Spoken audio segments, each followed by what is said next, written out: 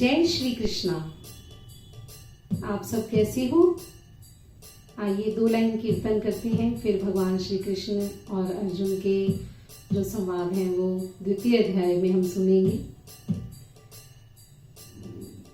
श्री कृष्ण गोविंद हरि मुरारी, हे नाथ नारायण वासुदेव।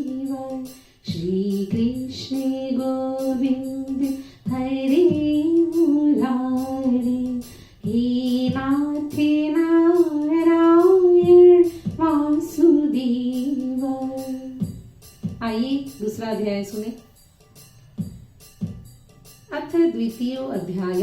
संजय उवाच। संजय जी बोलते हैं इसमें, संजय, उस प्रकार करुणा से व्याप्त और आंसुओं से पूर्ण तथा व्याकुल नेत्रों वाले शोक युक्त उस अर्जुन के प्रति भगवान मधुसूदन ने यह वचन कहा।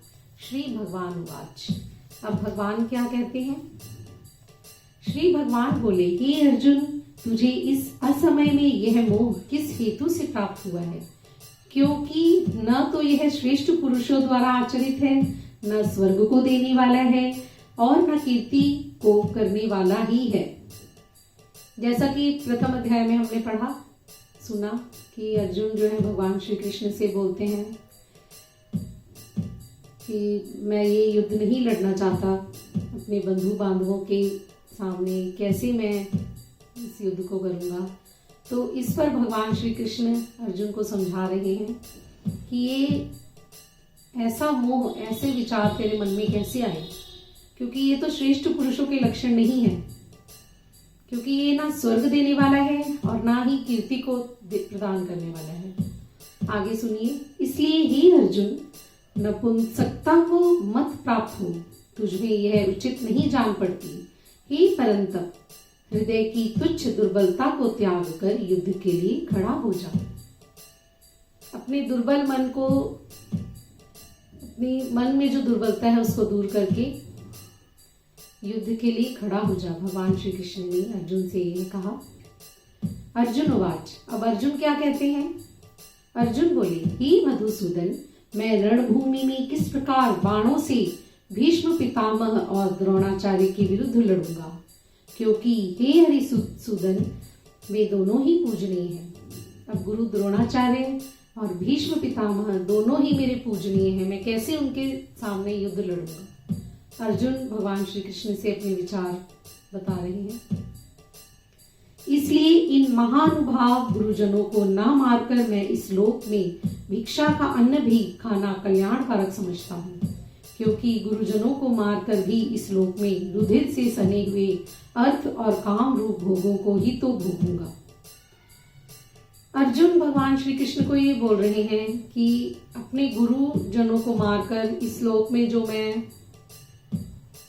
जो भी काम व भोगों को, जो भी भोग विलास है वो भोगूंगा, तो मुझे उसमें से यही महसूस होगा कि ये तो मेरे गुरुजनों की मैंने हत्या कर दी, उसके बाद मुझे ये सब प्राप्त हुआ है। इसलिए अर्जुन ये चाहते ही नहीं कि मैं उनके साथ युद्ध लड़ूं। हम यह भी नहीं जानते कि हमारे लिए युद्ध करना और ना करना, इन दोनों में से कौन सा श्रेष्ठ है, अथवा यह भी नहीं जानते कि उन्हें हम जीतेंगे या हमको वो जीतेंगे।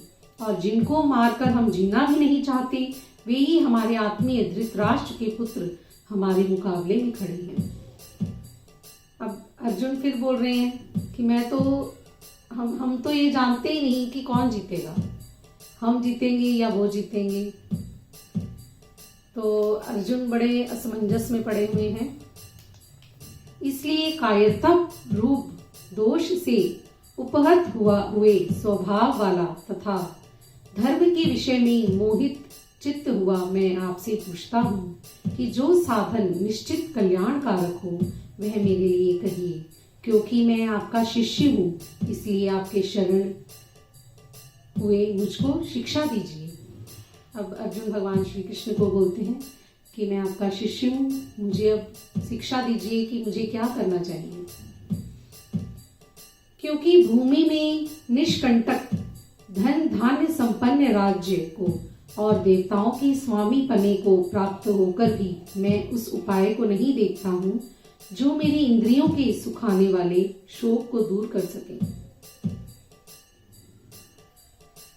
अब संजय उवाच, संजय बोलते हैं, हे राजन, निद्रा को जीतने वाले अर्जुन अंतर्यामी श्री कृष्ण महाराज के प्रति इस प्रकार कहकर फिर श्री गोविंद भगवान से युद्ध नहीं करूंगा, यह स्पष्ट कहकर चुप हो गए। हे भरतवंशी धृतराष्ट्र, अंतर्यामी श्री कृष्ण महाराज दोनों सेनाओं के बीच में शोक करते हुए उस अर्जुन को हंसते हुए यह वचन बोले। श्री भगवान उवाच, अब भगवान बोलते हैं, हे अर्जुन, तू न शोक करने योग्य मनुष्यों के लिए शोक करता है और पंडितों के से वचनों को कहता है, परंतु जिनके प्राण चले गए हैं उनके लिए और जिनके प्राण नहीं गए हैं उनके लिए भी पंडित जन शोक नहीं करते। श्री कृष्ण भगवान ने अर्जुन को बहुत समझाने का प्रयास कर रहे हैं, उनको बहुत समझा रहे हैं। ना तो ऐसा ही है कि मैं किसी काल में नहीं था, तू नहीं था या ये राजा लोग नहीं थे, और ना ऐसा ही है कि इससे आगे भी हम सब नहीं रहेंगे। ये चक्रव्यूह है, बार बार हमें जन्म लेना पड़ता है, बार बार हमें घूम घूम के आना पड़ता है, और भगवान तो हमेशा रहते ही हैं। भगवान श्री कृष्ण कहते हैं, मैं तो हर जन्म में हूं ही, और मनुष्य जन्म भी अपने जो कर्म किए हैं उसको भोगने के लिए हमें बार बार जन्म लेना पड़ता है। तो वही भगवान श्री कृष्ण अर्जुन को समझाने का प्रयास कर रहे हैं। जैसे जीवात्मा की इस देह में बालकपन, जवानी और वृद्धावस्था होती है, वैसे ही अन्य शरीर की प्राप्ति होती है। उस विषय में धीर पुरुष मोहित नहीं होता। जैसे हम बच्चे जन्म लेता है बच्चा, फिर वो जवानी आती है, फिर वृद्धावस्था आती है, ये क्रम चलता है।